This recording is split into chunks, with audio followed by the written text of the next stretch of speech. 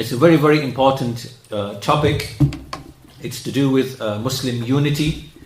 It's to do with the methodology of calling to Allah. How do we rectify the society? How do we rectify the ummah? How do we bring the hearts together? And in fact, I wanted to give... in fact, this methodology that we spoke of is what the Messenger of Allah himself was ordered to say in the Quran. قُلْ هَذِهِ سَبِيلِي قُلْ هَذِهِ سَبِيلِي أَدْعُو إِلَى اللَّهِ عَلَى بَصِيرَةٍ أَنَا وَمَنِ اتَّبَعَنِي. Say, Allah ordered the messenger to say, this is my path. This is at the end of Surah Yusuf. I think it's verse 106. Say, this is my way. قُلْ هَذِهِ سَبِيلِي أَدْعُو إِلَى اللَّهِ. I call to Allah عَلَى بَصِيرَةٍ, upon insight and knowledge. I and whoever follows me. I and whoever follows me. Right? And likewise, Allah Azza wa Jal, He also said in Surah Ali Imran, وَاعْتَصِمُوا بِحَبْلِ اللَّهِ جَمِيعًا.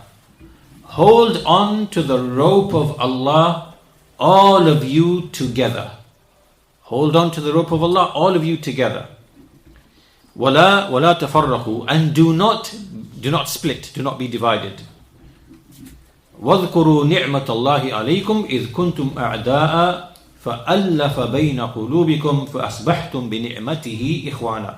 And remember the favor of Allah upon you when you were enemies, and then He softened and united your hearts. He brought your hearts together, and you became, by way of Allah's favor and bounty, brethren. Right? So in all of these verses, you can see the methodology of the prophets in calling the people to Allah, in rectifying the servant, in rectifying the land, and in calling to the true unity. The true unity, the genuine unity.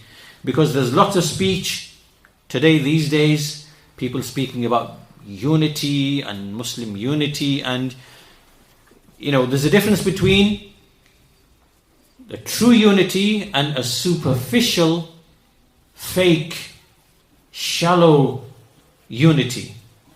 Right? I'm going to give you, I was meant to give you an example. In fact, this actually will help to tie together some of the things that I mentioned. So I brought with me today a rope. You can see a rope here, right? And this is an intact rope. You've got different strands, and you can see it's sealed at the end. It won't come undone, right? And so this rope, when it's intact and you hold onto the rope, then you have a strong handhold, right? Right. So this is what we've been commanded to do. Hold on to the rope of Allah, right? So we first of all know what the rope is, and we call people to hold on to this rope, right? This is true unity. It's unity that brings unity of the hearts, that then leads to the unity of the bodies. Right? It's unity of the hearts first, then the unity of the bodies follows afterwards. That's how it is. That's that's the meaning of the verse. As Allah mentioned in that verse, that the companions were divided, they were all split. Allah brought their hearts together. Upon what? Upon Tawheed, upon the correct creed. And then they became brethren. Then there was the unity of the bodies. Right, okay. So this is the intact Islam. This is the Islam intact. There's no phrase, there's no splitting, there's nothing.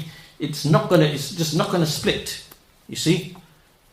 So when you hold on to that, you are holding on to all of Islam. However, when there occurred in the Muslim nation, what occurred in the Muslim nation, first of all, the Khawarij appeared. Then the Rafida, Shia. Then the Qadariyya. Then the Murji'ah. Then the Jahmiyya. Then the Mu'tazila.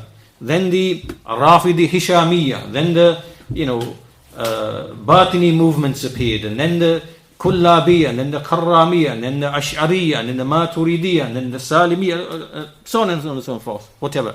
So what's really happening here is, so the rope of Allah Azza wa Jal, well, you have this strand like this now, and then you have this strand here, then you have this strand here like this.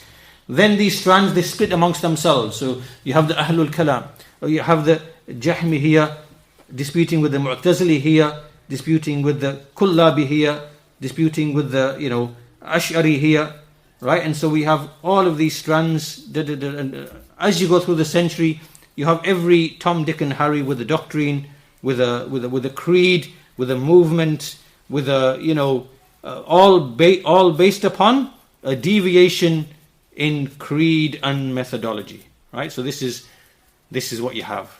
Every one person holding on to this strand here, he takes something of the truth and splits it from the truth and then gives it a different interpretation. He turns it into an issue of creed, and then he calls people around it, and now we got someone holding on to this, and we've got another one holding on to this, and another holding on to this. Right? Is this the rope of Allah? We've been commanded to hold this thing here? Yes? No. Right. So when someone comes along and he says, you stick to that thing, you stick to that thing, and you stick to that thing, and you stick to that thing, is this the unity that Allah and His Messenger call to in the Quran and the Sunnah? Is this a unity? Is this the unity we've been commanded with? Yes or no? It can't be, can it? Right? That's why the true unity is only when we first agree that this is the actual intact rope. This is the nature of the intact rope, right? So this person here has to abandon his false creed, right?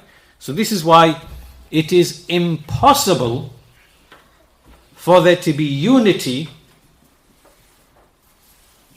except upon the way of the Salaf, right? Except upon knowledge by which we know what is Tawheed and Sunnah from what is Shirk and Bid'ah. Right? We have to know these statements. We have to know what's what. This statement, this person or this group is saying, is it really from the intact rope, or is it? We have to resolve this issue first before we can even start speaking about unity. Do you understand? It's like, I'll give you another example to illustrate. Imagine there's a house, and well, there isn't a house, but there's foundations in the ground. And the foundations have cracks. There's a crack in that direction, and there's a crack in this direction. There's a huge gap and a crack in this direction, and a huge crack in that direction. So someone comes along and says, you know what? We just want to build a house. Let's forget the foundations and the cracks. It doesn't really matter. It's just going to cause splits and differences between us. Let's just build a house on top of this. Which sane builder does that? This person is a fool who does that, right? And this is the same similitude. The people who want to unite with true unity, which is the unity of the hearts, unity in creed, as a result of which the bodies will become united, they are the followers of the prophets and messengers who follow the way of the Salaf. And as for all these other people, you hear them, they have all these slogans, they have all these labels, and it's all emotion. It's all emotional, right? They see calamities taking place in the Muslim nation. They see war, they see poverty, they see injustice, they see displacement of whole populations, right? And they become affected emotionally by this. And they want to do something to help the ummah, as but you cannot call to Allah, you cannot rectify if it's built just on emotions and sincerity. It has to be upon knowledge, has to be upon ilm, has to be upon basira, upon insight. So these people affected by their emotions, then they start brandishing these slogans about unity and a united ummah and a one ummah and this and whatever, and the whole focus is just bringing bodies together. I said bodies, not hearts. Bring bodies together, right? So they're not interested in whether this one, this one's a Jahmi, this one's a Khariji, this one's a Takfiri, this one Hizbi. Not bothered. This is just it diverts from what is more important. Not realizing that the very calamities and the hardships that they are complaining about are caused by the very innovations and misguidance that they want to ignore and throw under the carpet.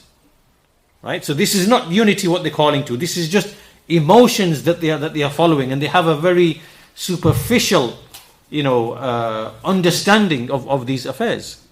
And so this is why we say again that it is impossible for there to be unity and rectification except by uniting upon the way of the Salaf. And indeed Imam Malik rahimahullah himself, he said, the latter part of this ummah will not be rectified except by that which rectified the earlier part of this ummah. Right? So inshallah we finish and close on that note.